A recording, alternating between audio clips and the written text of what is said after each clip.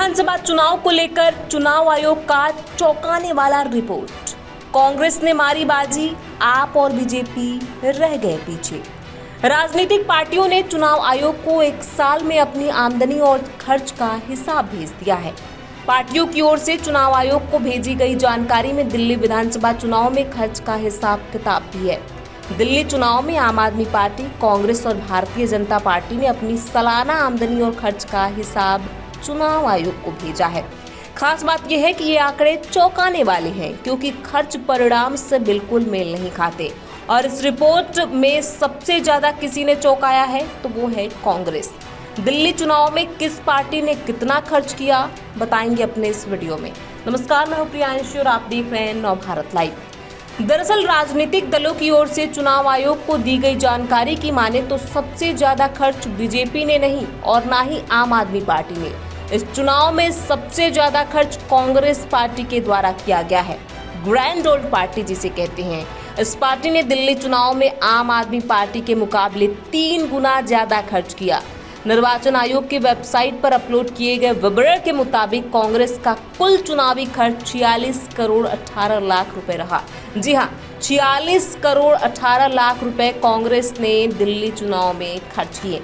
चौंकाने वाली बात यह है कि कांग्रेस इतना पैसा खर्च करके भी खाली हाथ रह गई। कांग्रेस को एक भी सीट नसीब नहीं हुई।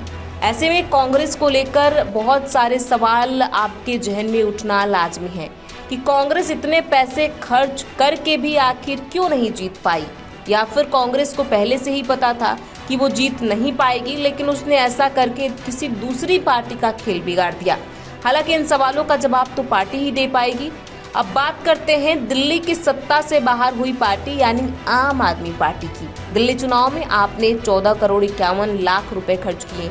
वहीं बीजेपी की ओर से आयोग को दी गई पार्शियल एक्सपेंडिचर रिपोर्ट के मुताबिक पार्टी ने 17 करोड़ रुपए दिल्ली चुनाव में खर्च किए।